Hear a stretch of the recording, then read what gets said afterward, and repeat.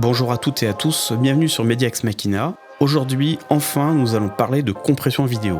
C'est pas faute d'avoir passé plusieurs vidéos pour intégrer le concept, mais là maintenant, on va y aller vraiment. Sous un angle qui n'est pas forcément très scolaire, mais selon l'expérience que je peux avoir sur le sujet, j'estime que la compression vidéo fait partie de ces technologies qui sont avant tout une histoire de compromis. Compromis de quoi? Laissez-moi vous présenter le triangle de tous les enfers en vidéo. C'est-à-dire obtenir la meilleure image, après être passé par de la compression vidéo bien sûr, pour un débit le plus faible possible, et une quantité de calcul ou une complexité la plus réduite possible. Eh bien je pense que cette problématique est majeure dans l'industrie des médias et du divertissement, et même au-delà, pour tous ceux qui vont utiliser de la compression vidéo. Laissez-moi maintenant vous présenter le codec vidéo parfait. Il va être capable de vous donner une image en sortie identique à l'image qu'on lui a donnée en entrée, pour un débit nul et un calcul simple et rapide. Bon, on est d'accord, celui-là il n'existe pas. Tout ce qui existe en matière de compression vidéo, ce ne sont que des compromis difficiles entre qualité, complexité et taille. Et ce qui est encore plus drôle, c'est que cela va dépendre aussi du contenu lui-même. En fait, le contenu va terriblement compter dans l'efficacité générale d'un codec. Oui, parce que vous vous doutez bien que faire de la compression vidéo sur des images unies et monochromes, c'est plus facile que coder des détails en mouvement. D'ailleurs, je parle de compression vidéo, mais on pourrait aussi appliquer ces raisonnements de la compression audio. En théorie, oui, mais la problématique est beaucoup plus violente encore en vidéo. Il peut y avoir sans problème des rapports de 1 à 1000 en termes de bande passante. Une petite précision maintenant, nous ne parlerons pas pour le moment des mécanismes en jeu utilisés dans la compression vidéo, mais déjà ce qui est attendu pour un codec vidéo.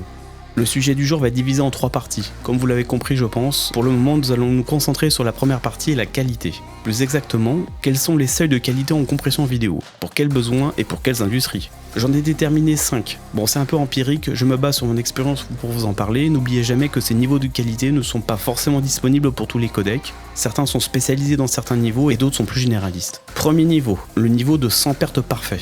Pourquoi parfait? Parce que c'est le seul qui vous garantira que vous allez récupérer en sortie tous les pixels que vous lui avez donnés en entrée. C'est un niveau de qualité que l'on pourrait qualifier de mathématique, un peu comme si vous zippiez votre fichier vidéo. Déjà ça vous apprend 2 trucs, qu'il existe des codecs vidéo non destructifs, et que tout le reste est destructif, donc potentiellement la quasi-totalité des fichiers vidéo que vous manipulerez.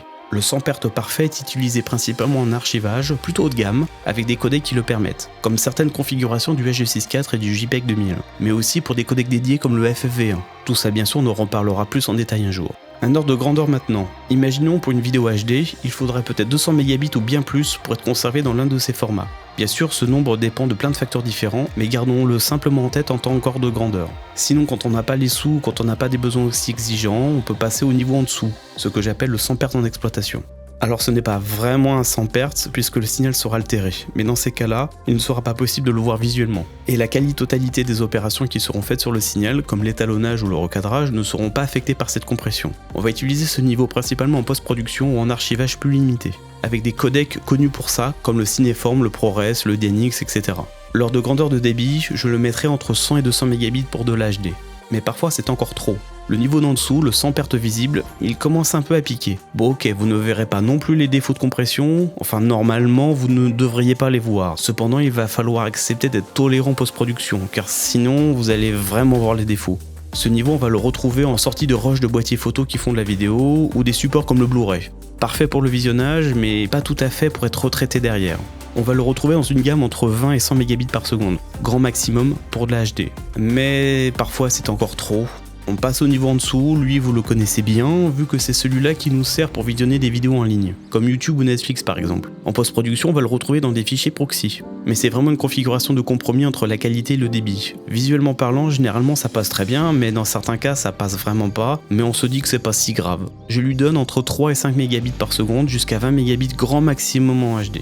Existe-t-il un niveau de qualité en dessous? Eh bien si vous savez compter jusqu'à 5, laissez-moi vous présenter le niveau au débit limité et best effort. C'est dedans que je mettrai tout ce qui concerne la visio par exemple.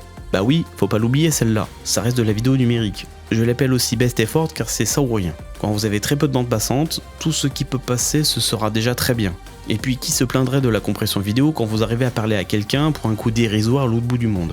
Quant au débit, on va dire qu'on arrivera au maximum entre 2 et 5 mégabits par seconde, mais il n'y a pas de minimum. Tant que ça passe, ça marche. Alors bien sûr ces différents seuils de qualité se mesurent, mais non seulement c'est pas sujet de la vidéo, mais en plus, comme je le disais au début, tout dépend du signal que vous donnez au codec. La sortie dépendra de la complexité du signal et du niveau de qualité forcément. Dans les 2 prochaines vidéos, nous parlerons des débits et de la performance. D'ici là, si la vidéo vous a plu, notamment par son approche un petit peu originale, partagez-la, faites découvrir la chaîne, c'est grâce à vous qu'elle peut exister, et qu'elle pourra encore exister longtemps. Et puis sinon, les trucs habituels, abonnez-vous, tout ça. Commentez pour me dire que ce n'est pas du tout clair et que j'ai tort. On se retrouve très vite sur Media Ex Machina, même avec une vidéo au signal altéré.